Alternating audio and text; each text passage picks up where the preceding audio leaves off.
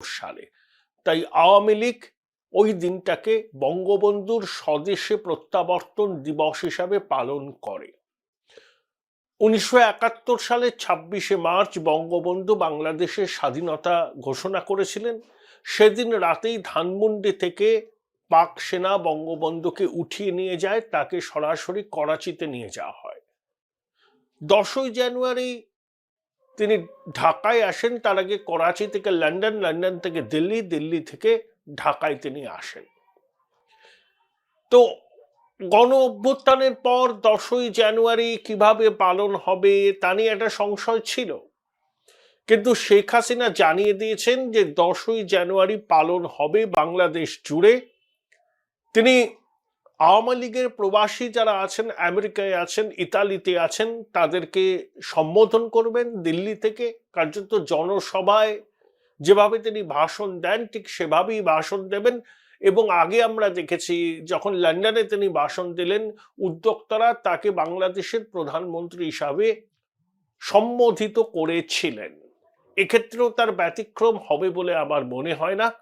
তো প্রথমে আমেরিকা, তারপর দিন ইতালিতে তিনি ভার্চুয়াল মাধ্যমে কর্মী সমর্থকদের সম্বোধিত করবেন এবং বাংলাদেশের মানুষকেও সম্বোধিত করবেন। দেখুন, বিক্রম মিশ্রী যখন ঢাকায় গিয়েছিলেন তখন অন্তর্বর্তী সরকারের পররাষ্ট্র উপদেষ্টা থেকে শুরু করে এমনকি অন্তর্বর্তী সরকারের প্রধান উপদেষ্টা ইউনূস,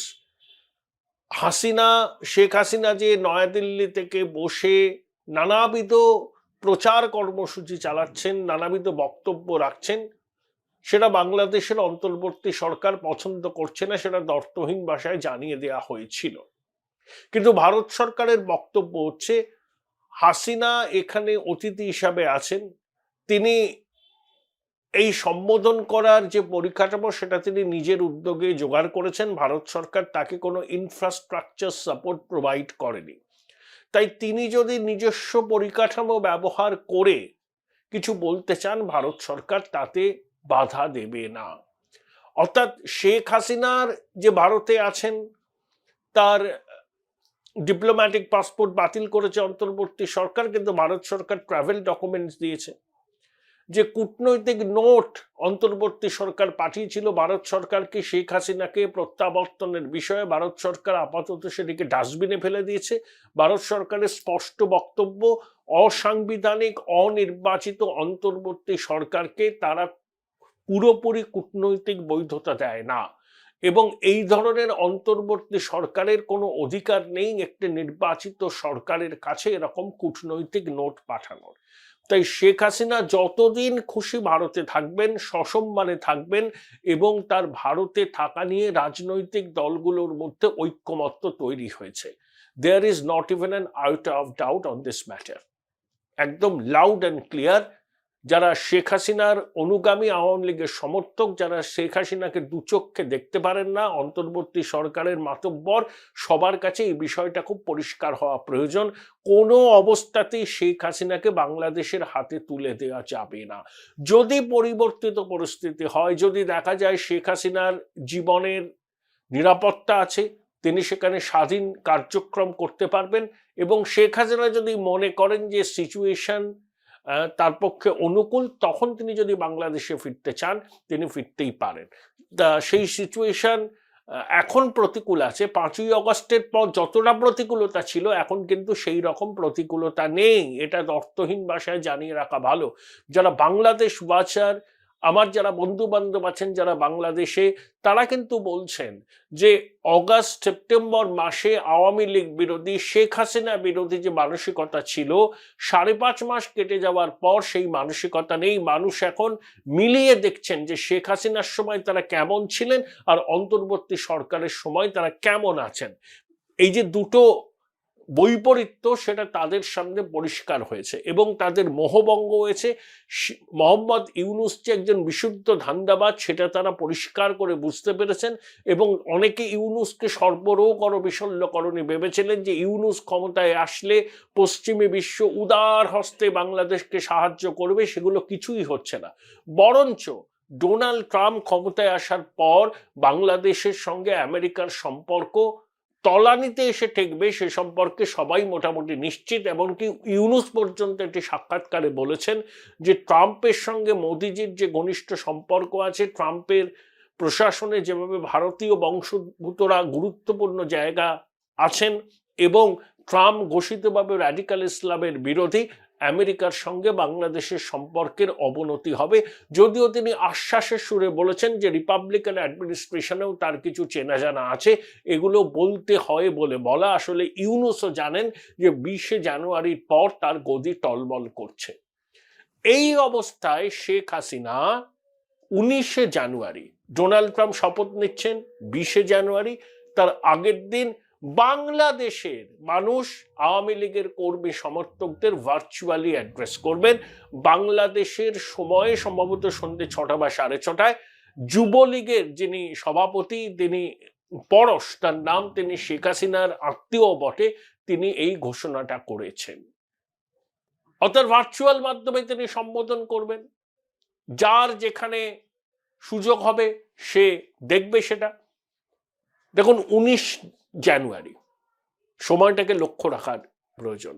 20শে জানুয়ারি ট্রাম্পের আনুষ্ঠানিকভাবে দায়িত্ব নেওয়ার কথা, তার ঠিক আগের দিনকে শেখ হাসিনা বেছে নিয়েছেন বাংলাদেশের মানুষকে অ্যাড্রেস করার জন্য। অর্থাৎ শেখ হাসিনা নিজেও জানেন, তার কাছেও তো অনেক ফিডব্যাক আসে যে ইউনূসের জনপ্রিয়তা তলানিতে, ছাত্রদের জনপ্রিয়তা তলানিতে, ছাত্ররা যে তোলাবাজি করছে, বাংলাদেশে যে কমিশন রাজ পত্তন হয়েছে, এটা বাংলাদেশের মানুষও জানেন, শেখ হাসিনাও জানেন। অর্থাৎ এই সময়টাকে তিনি কাজে লাগাতে চান ঘুরে দাঁড়ানোর জন্য। বাংলাদেশে নির্বাচন হবে না, লিখে দিতে পারি, মিলিয়ে নেবেন, হবে না। নির্বাচন করার মতো পরিস্থিতি সেখানে নেই। প্রথম কথা, বিএনপি বলছে এক্ষুনি নির্বাচন, জামাত তার ভূমিকা স্পষ্ট করছে না, ছাত্ররা বলছে আওয়ামী লীগকে নিষিদ্ধ করে তবেই নির্বাচন, ইউনূস চাইছেন সংস্কার সংস্কার সংস্কার, এই সমস্ত কথা বলে নির্বাচনটাকে যতটা দেরিতে করা যায় ততদিন উনি ক্ষমতায় আঁকড়ে থাকতে পারবেন। শেষ পর্যন্ত যদি অন্তর্বর্তী সরকারটা নির্বাচনের দিন ঘোষণা করে, সেই নির্বাচনে আওয়ামী লীগের ভূমিকা কি হবে? আওয়ামী লীগকে বাদ দিয়ে বাংলাদেশে কোনো নির্বাচন হতে পারে না। যেমন বিএনপিকে বাদ দিয়ে বাংলাদেশে কোনো নির্বাচন হতে পারে না, সেই নির্বাচনের বৈধতা নিয়ে প্রশ্ন ওঠে। আওয়ামী লীগকে বাদ দিয়ে কোনো নির্বাচন হলে সেই নির্বাচনের বৈধতা নিয়েও একই রকম প্রশ্ন উঠবে। শেখ হাসিনা যেভাবে Join Indian Institute of Hotel Management now. Right choice, right decision. নির্বাচন করেছিলেন, বিগত 2-3টে নির্বাচন, এবং সেই নির্বাচন বিএনপি বয়কট করেছিল, নির্বাচনের নামে প্রহসন হচ্ছে এই অভিযোগ তুলে। তাই সেই নির্বাচনকে ঘিরে বাংলাদেশের মানুষের মনে অসন্তোষ ছিল। পৃথিবীর অন্যান্য দেশও বাংলাদেশের গণতান্ত্রিক নির্বাচনকে প্রহসন বলে আখ্যায়িত করেছে। তাহলে এবার যদি নির্বাচন হয়, সেই নির্বাচনেও যদি আওয়ামী লীগ অংশগ্রহণ করতে না পারেন, তাহলে ইউনূসের সংস্কার, অবাধ গণতান্ত্রিক নির্বাচন, এই সমস্ত কথার কোনো মানে থাকবে না। এগুলো শূন্যকুম্ভের ঝংকার বলেই আমরা ধরে নেব। MT vessel sounds much. অর্থাৎ নির্বাচনের কোনো সম্ভাবনা নেই। ইউনূসের প্রেস সচিব বলছেন অল্প কিছু সংস্কার করে নির্বাচন যদি করতে হয় সেটা নভেম্বরে হবে 25 সালে, আরেকটু সংস্কার করে করতে হলে 2026-এর জুন মাসে হবে। প্রথম কথা হচ্ছে কতটুকু সংস্কার করে নির্বাচনে যেতে হবে, ইউনূস সেই বলটা রাজনৈতিক দলগুলোর কোর্টে ঠেলে দিয়েছে। না, রাজনৈতিক দলগুলোর মধ্যে এই বিষয়ে কোনো ঐক্যমত্য নেই। ছাত্ররা চাইছে সময় কিনতে, তাদের নতুন দল হবে, সেই দলের মানুষের কাছে কিরকম সাড়া পাচ্ছে তারা দেখে নেবেন। জামাত কোনো অবস্থাতেই নির্বাচনে জিততে পারবে না, কিন্তু জামাত এই সুযোগটা কাজে লাগিয়ে বাংলাদেশের প্রশাসনের গুরুত্বপূর্ণ পদে নিজের লোকদের বসাতে চাইছে। আর বিএনপি এক্ষুনি নির্বাচন চাইছে। বিএনপি মনে করছে যত দেরি হবে তত তাদের ক্ষমতায় আসার সম্ভাবনা নিয়ে প্রশ্নচিহ্ন উঠে যাবে। বেগম খালেদা জিয়া চলে গেছেন লন্ডনে, তিনি চিকিৎসা করিয়ে হজ সেরে ফিরবেন।